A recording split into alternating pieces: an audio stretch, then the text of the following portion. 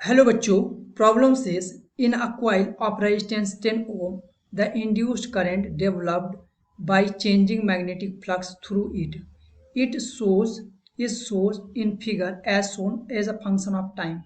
The magnitude of the change in flux through the coil in Weber is. हमें change in flux में find out करना है कि कितना चेंज होगा मैग्नीट्यूड में. सो देखिए, जो हमें गिवन डेटा है, रेजिस्टेंस कितना गिवन है, R इक्वल टू 10 ओम, ये गिवन है. और देखिए ये कर्व हमें गिवन है, ग्राफ गिवन है. सो ग्राफ से हम लोग यहाँ से ये हमें गिवन है कि आई और टी में हमारा ग्राफ है. सो इसका एरिया निकालेंगे. एरिया की यूनिट क्या आएगी, यूनिट से आप बहुत अच्छे से पता कर सकते हैं कि इससे एरिया अंडर दिस कर्व क्या आएगा हमारा. कभी भी आपको एरिया अंडर कर्व निकालना हो, तुरंत यूनिट पता करिए, यूनिट क्या है. सो यूनिट देखेंगे आप, क्या आएगा, आई इक्वल टू क्या होता है, rate of change of current, D Q upon D T. So D Q equal to क्या आ जाएगा, यहाँ से आई डी टी. देखिए एरिया अंडर क्या आएगा, आई टी आएगा. सो यहाँ से क्या आ जाएगा, हमें क्या पता चल गया कि यहाँ से हमारा चार्ज आ जाएगा. So area under this curve, area under curve will give charge.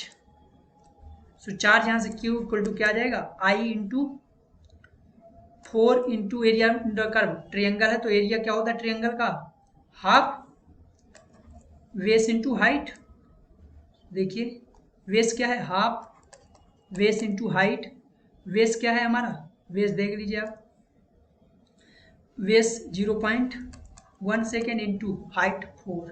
तो यहाँ से देखिए क्यू चार्ज कितना आ जाएगा, 0.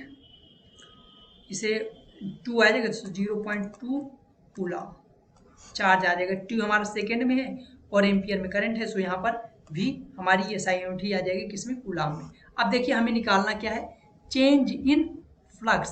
फ्लक्स में चेंज, हमें एक रिलेशन, जनरल फार्मूला क्या मालूम है, जनरल फार्मूला, एक फार्मूला हमें क्या मालूम है, फार्मूला हम लोग जानते हैं, Q इक्वल टू ये delta phi upon delta I.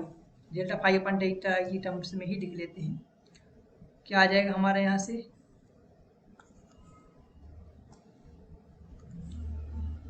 Q equal to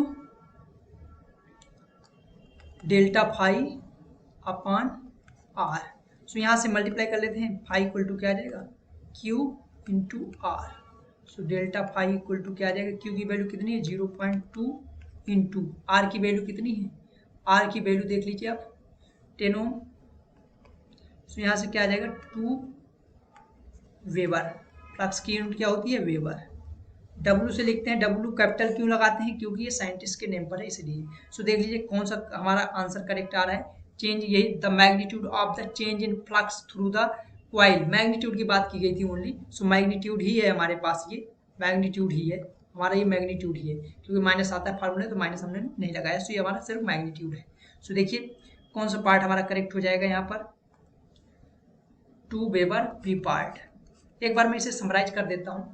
देखिए सिंपल, आपको यहाँ पर कर्व गिवन था, कर्व से एरिया अंडर दिस कर्व हमें क्या फाइंड आउट करना था कि क्या आएगा. सो इससे हमने यूनिट से देख लिया, यूनिट से क्या आ रहा है हमारा, चार्ज आ रहा है. तो चार्ज यहाँ से निकाल लिए, टोटल चार्ज कितना था.